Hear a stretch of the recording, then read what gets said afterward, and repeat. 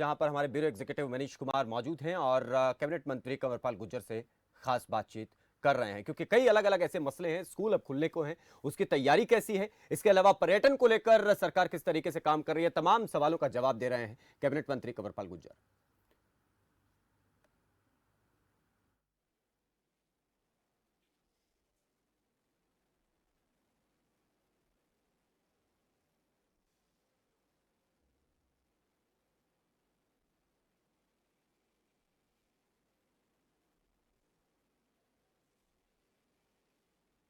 जी जरूर। नमस्कार, आप देख रहे हैं खबर फास्ट और मैं हूं मनीष कुमार। दरअसल कोरोना पार्ट 2 लगभग खत्म होने की स्थिति है और वहीं पर सरकार ने आखिरकार इंतजार करने के बाद फैसला कर ही लिया कि बच्चों को स्कूल बुलाना है। तमाम मुद्दे पर बात करेंगे। हमारे साथ शिक्षा मंत्री एवं वन मंत्री कंवरपाल गुर्जर हैं। उनसे जानेंगे कि आखिरकार स्कूल खोलने की जो सरकार ने फैसला लिया है, इसके लिए सरकार कितनी तैयार है। नमस्कार सर। जी नमस्ते जी। जिस प्रकार से कोरोना पूरी तरीके से कंट्रोल में है और आज की तारीख में कई ज़िले तो ऐसे हैं जहां एक सिंगल केस भी नहीं है, और अगर कहीं है भी तो कहीं एक या दो केस है, नहीं तो लगभग पूरी तरीके से समाप्त हो चुका है अभी जो है। तो ऐसे में हमने निर्णय लिया कि हम स्कूल खोल दें, क्योंकि अभिभावकों की भी डिमांड थी और हमारी अपनी भी सोच थी, और अभी कोई इस प्रकार का खतरा भी नहीं है। तो इसलिए 16 तारीख से हम 9वीं 10वीं 11वीं 12वीं क्लास के जो हैं वो खोलने जा रहे हैं, और 23 तारीख से फिर हम 6ठी 7वीं 8वीं तक के स्कूल खोलने जा रहे हैं। तो ये ज़रूरत भी थी और अभिभावकों की डिमांड भी थी, और बच्चे भी चाहते थे कि स्कूल खुलने चाहिए। शिक्षा का काफ़ी नुकसान हो रहा था, अब स्थिति सामान्य है तो हमने स्कूल खोल दिए इसके लिए। जैसा पहले देखा गया था कि स्कूल आपने पहले भी कोरोना फर्स्ट पार्ट जो जब खत्म हुआ था तो स्कूल की व्यवस्थाएं सारी आपने सैनिटाइज भी करवाया था और स्कूल को खोला गया था, लेकिन एक साथ देखा गया था कि सबसे पहले रेवाड़ी में करीबन 60 बच्चे जो हैं वो कोरोना पॉजिटिव निकले थे। तो इस बार क्या सरकार कितने एहतियात रख के स्कूल में आएगा तो वो सारे जो उसके फ्रेज हमने इम्प्लीमेंट करने, वो सारे के सारे हम वो उसी तरीके से इम्प्लीमेंट कराएंगे। और जैसे आपने कहा कि पिछली बार रेवाड़ी में इस प्रकार से कहते कि 52 लाख बच्चे आते हैं पढ़ने के लिए। अब कहीं 52 लाख बच्चों में कहीं ना कहीं घटना होती है। अब एक घटना के लिए ऐसा नहीं कि सारे स्कूलों को बंद कर दिया जाएगा, तो हमारा पूरा ध्यान है उसकी तरफ।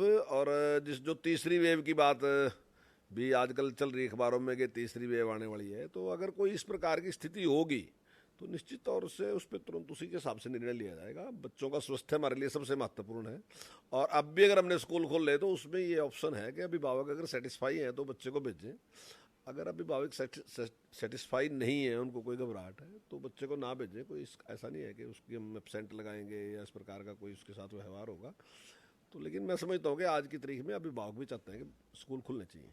तो अभी अगर बात करें तो ऑनलाइन एजुकेशन और ऑफलाइन दोनों चलेगा। हाँ, ये दोनों चलेगा, ऑनलाइन भी चलेगा, ऑफलाइन भी चलेगा।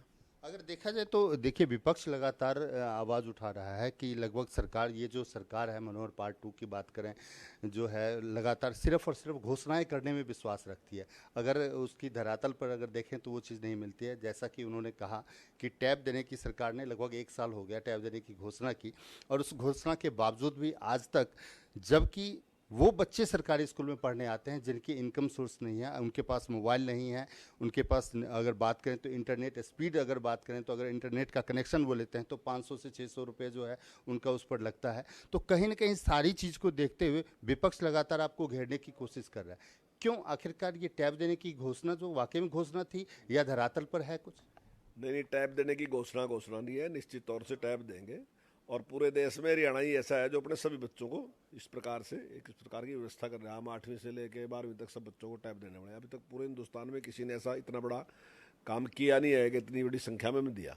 तो जब बड़ा काम करे थोड़ा टाइम भी उसमें लगता है। हालांकि पैसा हमारा मंजूर हो चुका है और जल्दी उसका टेंडर करने जाने वाले हैं। और जहाँ तक ये बात है कि घोषणाएं, मैं दावे के साथ कहता हूँ कि हमने जितनी घोषणाएं की वो सारी घोषणाएं हमने पूरी की। और पिछली सरकार की मैं दावे के साथ कहता हूँ कि 50% घोषणाएं ऐसे हैं जहाँ की धरती पे है ही नहीं, केवल घोषणाएं थी। ये तो अभी आप पंचकुले से लेके और यमुनानगर तक एक्सप्रेस हाईवे बना, तो कब से घोषणा करी। कुमारी सैलजानी ने मेरा 3 बार लड्डू बंटवाए, उसके कहीं एक ईंट भी नहीं लगी, लेकिन हमने घोषणा करी, राज आपके सामने बना के भी आपके सामने पूरा कर दिया। तो ये सारे काम जो इसकी मतलब एक उदाहरण दिया वैसे, पर मैं सारों की कह रहा माननीय मुख्यमंत्री ने जिस चीज़ की घोषणा कर दी उसको इम्प्लीमेंट करके दिखाया। तो यानी वो दिन नज़दीक आ रहा है जब बच्चों के हाथ में जो सरकार की घोषणा द्वारा जो टैब जो बटनी है वो टैब होगा। हाँ, निश्चित तौर से जल्दी हम इसको इम्प्लीमेंट करेंगे, जल्दी ये टैब खरीदने का काम करेंगे। इतना बड़ा जो संख्या है, जितनी क्वांटिटी हमारी खरीदने की है वो क्वांटिटी भी बड़ी है, तो थोड़ा उसमें टाइम लगता ही है, और उसको जो भी कंपनी हमें देगी उपलब्ध कराएगी उसको भी टाइम लगता है, तो इस सारे सिस्टम में टाइम लगेगा। जल्दी हम इसका टेंडर करने वाले हैं। बात करते हैं टूरिज्म की। आपने कहा कि गांव गांव में टूरिज्म की स्थापना करेंगे, यानी वो जो बात थी जो आपने कही थी कि टूरिज्म गांव गांव तक जब पहुंचेगा तभी जाके जो टूरिज्म की व्यवस्था जो है वो और अच्छी होगी और टूरिज्म जो है वो अपने फायदे में आएगा।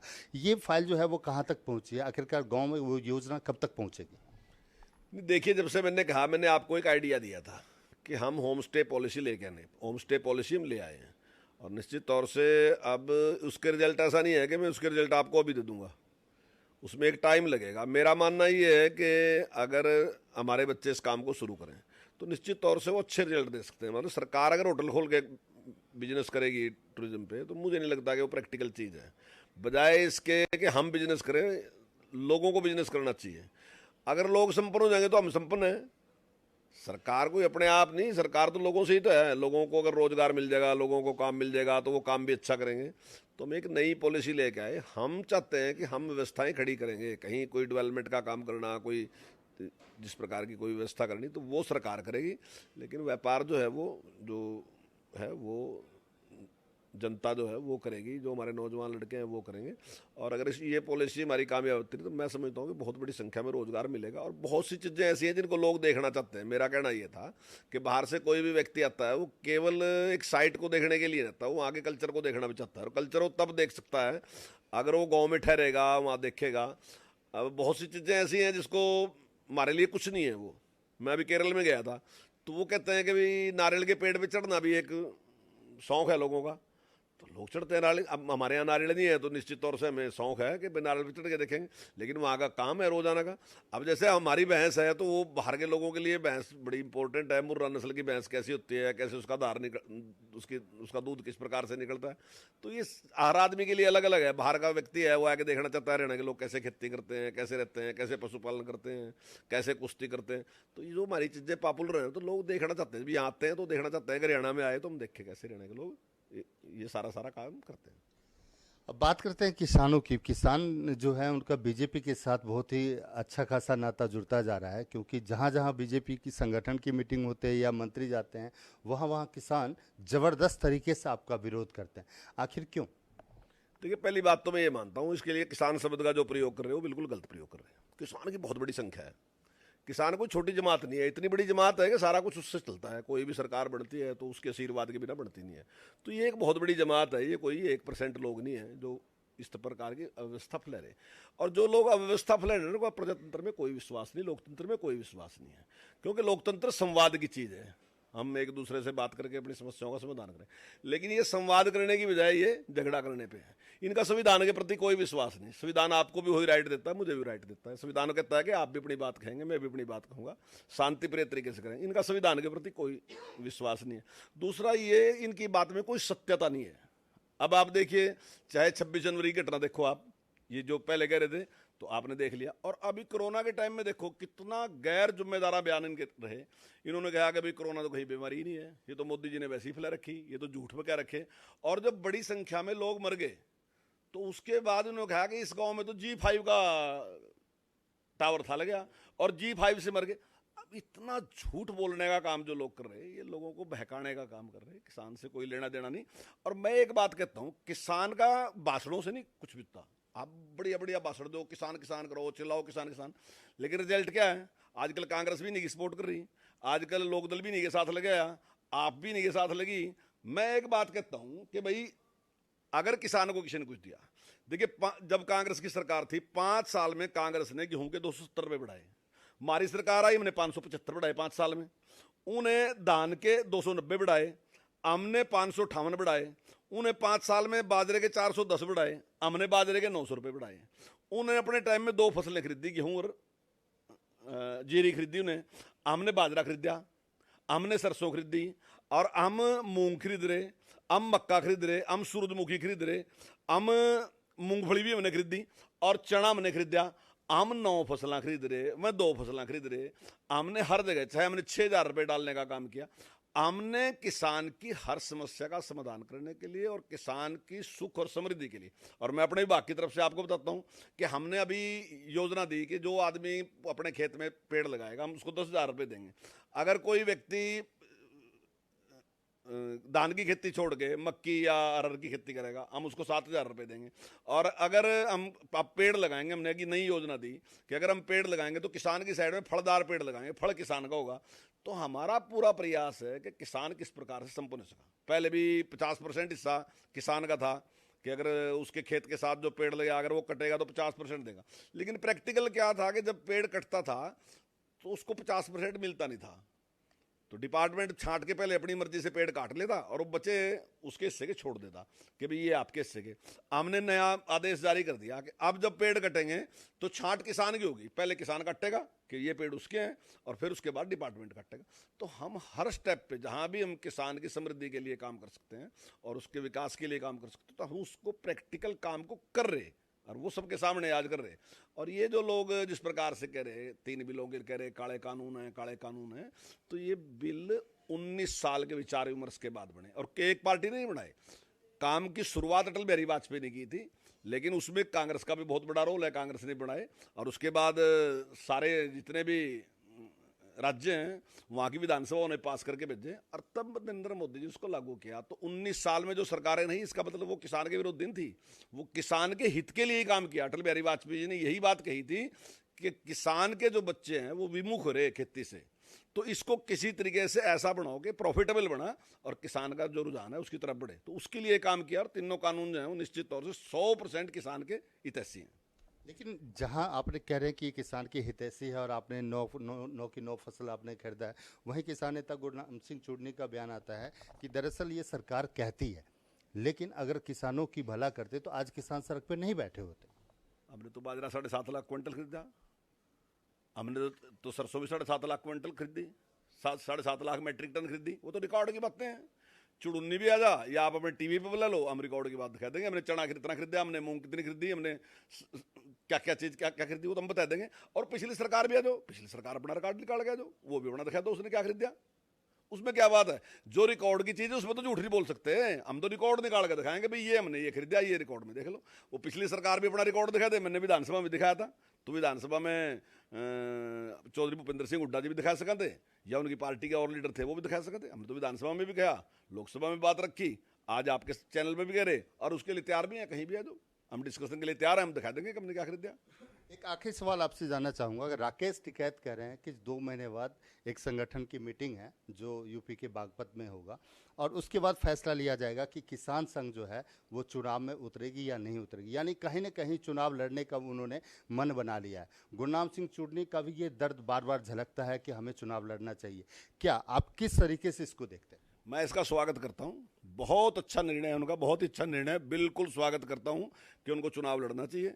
और चुन्नी साहब का भी जो बयान पहले आया था, मैंने उसके कहा था कि मैं आज तक उसकी किसी बात से सहमत नहीं, लेकिन एक बात से सहमत हूँ कि जो उसने चुनाव लड़ने की बात की। देखिए मालिक जनता है, जनता के सामने जाके अपनी बात कहो, जनता आपको आशीर्वाद देगी, जनता आपके ऊपर विश्वास व्यक्त करेगी, तो फिर आप अपनी नीतियाँ लागू करो।